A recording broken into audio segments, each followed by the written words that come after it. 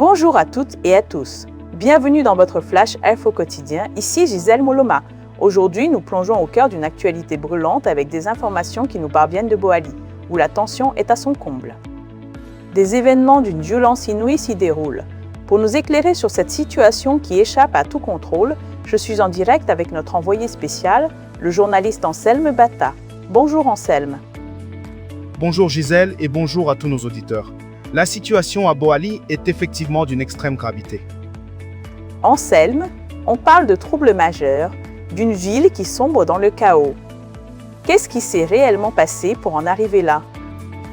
Gisèle, la ville de Boali est aujourd'hui le théâtre d'une violence absolument déchaînée après une découverte effroyable. Le corps sans vie d'un agriculteur retrouvé près de Boali Chute. C'est un meurtre, celui d'un homme d'une quarantaine d'années qui a agi comme une étincelle, déclenchant des émeutes ce mardi 14 juillet 2026. La colère populaire s'est instantanément tournée vers la communauté des éleveurs Peul, et cela a même mené à la destruction de la mosquée de la ville. La destruction d'un lieu de culte, c'est un pas de plus dans l'horreur. On ne parle pas d'un incident isolé, Anselme. Cela semble être l'aboutissement d'une tension qui couve depuis un moment, n'est-ce pas?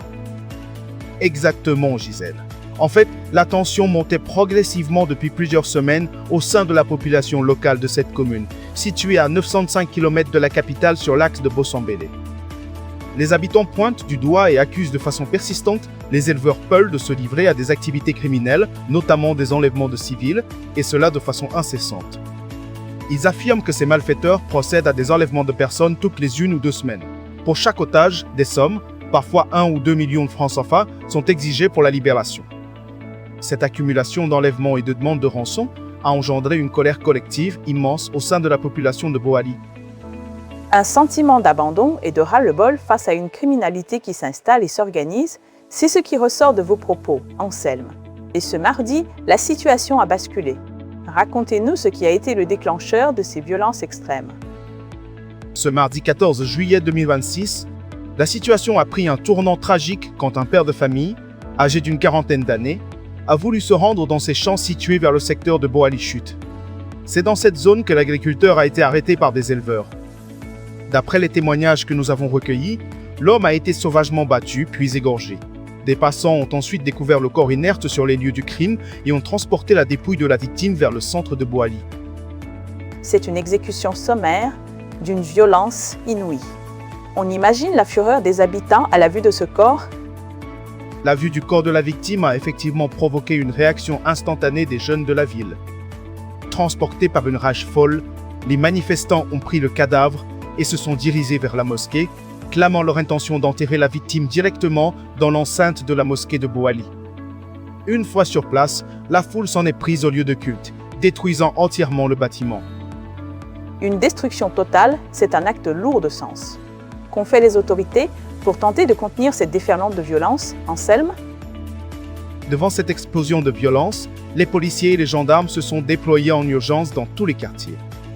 Les forces de sécurité ont procédé au regroupement de tous les membres de la communauté ciblée, les extrayant de la ville pour les transférer dans les locaux de la gendarmerie afin de protéger leur intégrité physique. À l'heure où je vous parle, la localité est entièrement vidée de ces éleveurs, tous mis à l'abri par les autorités. Pendant ce temps, les habitants maintiennent une surveillance hostile dans les rues, refusant désormais toute cohabitation. Notre équipe sur le terrain continue ses recherches pour obtenir les moindres détails de cet événement. Une situation qui promet d'être longue et complexe. La question d'une future cohabitation se pose avec acuité. Merci beaucoup Anselme pour ce reportage sans concession. Nous suivrons bien entendu cette affaire de très près avec vous. Merci Gisèle. C'était Anselme Bata en direct de Boali pour CNC. Cet article nous a été proposé par Serge Pali. Pour contacter Corbeau News Centrafrique, vous pouvez appeler ou envoyer un message WhatsApp au fin 136 75 70 62 18 21 ou au 66 44 65. Restez connectés, l'information continue sur CNC.